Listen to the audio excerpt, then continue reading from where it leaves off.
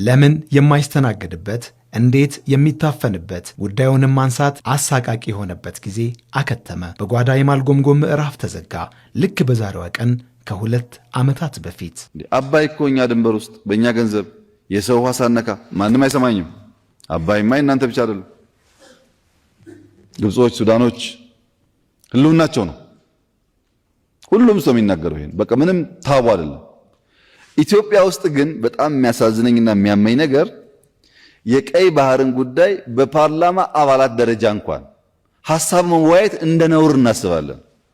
ያንተን አባይ ያንተን ህዳሴ ከነገንዘብህ ከነምናምንህ በየትኛውም አጀንዳ ላይ ሰው እንደፈለገው እየተነጋገረ አንተ ግን ቀይ ባህርን የሚያክል ነገር እንደ አይዲያ መነጋገር ለምን ታቡ ይሆንብሃል? አትውሰደው ይቅር፣ ግን ለምን አነጋገርበትም?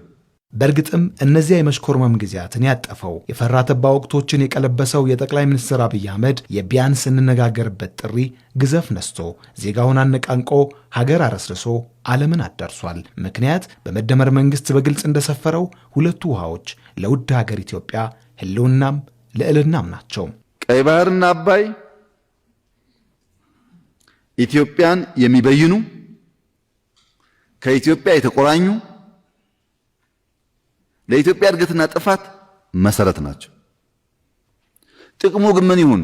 ልክ አሁን ህዳሴ ላይ እንደምንደራደረው መደራደር እንችላለን። ችግር የለውም። ድርድር ማለት አትጠቀምበት ማለት ካልሆነ በስተቀር ችግር የለውም።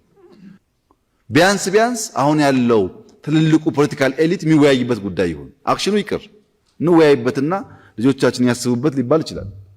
ዝም ተብሎ ግን የሚተው ጉዳይ አይደለም። ታፍኖ መቅረት ተዘግቶባት መሰንበት በቃኝ ያለች ሀገር ኢትዮጵያ ጉዳዩን ከጓዳ ወደ አደባባይ ባወጣች ጊዜ ብዙዎች ብንዘገይ እንጂ አልቀረንም፣ እስከ ዛሬስ የት ነበርን አሰኝቷል። የባለ ግርማዋን ሀገር ወሰን እንዳሻቸው የናኙበት በባህር ጠረፏ የተመላለሱ ትዝታቸው ተቀስቅሷል።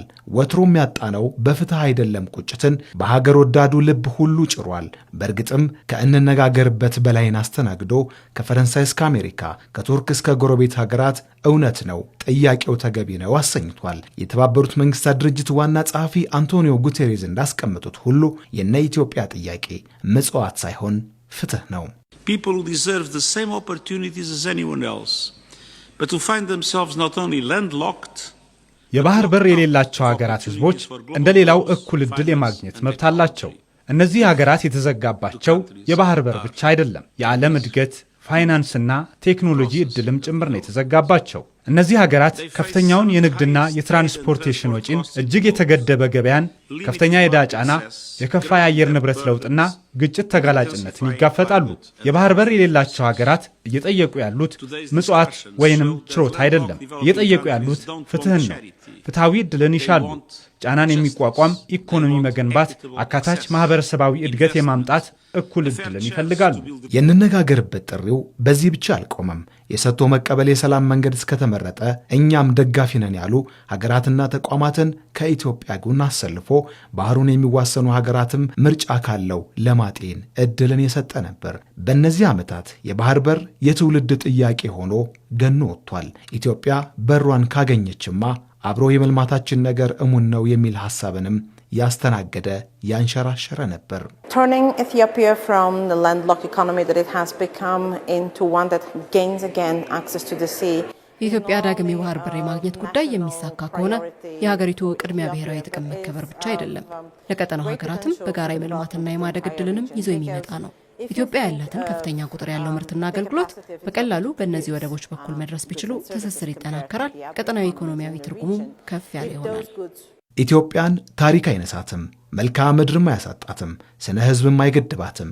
ኢኮኖሚና የህዝብ ቁጥሯ መጣሁ እያለ ነገሩን ግድ ያደርገዋል። በእርግጥም እኔ ብቻ ከማለት በቀር አባይ የጋራ ሆኖ የባህር በር የብቻ የሚሆንበት አመክንዮ በግልጽ አይታይም። ሁለቱ የመነጋገር ዓመታት ግን ወደ ውጤቱ የማቅረብ ተስፋን ፈንጥቀዋል። እኛ ባናሳካው ትውልድ ያሳካዋል እንደተባለው የሁላችሁ የዛሬ 50 60 70 ዓመት ኃይለ ሥላሴ ስለ አባይ ሲያወሩ አታስበው፣ ትነካትና ወየውልህ፣ ትሞክራትና ወየውልህ ሲባሉ እኔ አሁን አቅም የለኝም ልጆቼ ይሰሩታል፣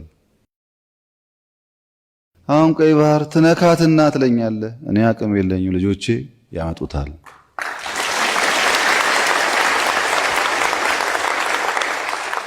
የድል ምልክቱን ህዳሴን ያሳካ ትውልድ ተደምሮ አንድ ሆኖ በመቆም ለማሳካት ቁርጠኝነቱን በግልጽ እያሳየ ነው።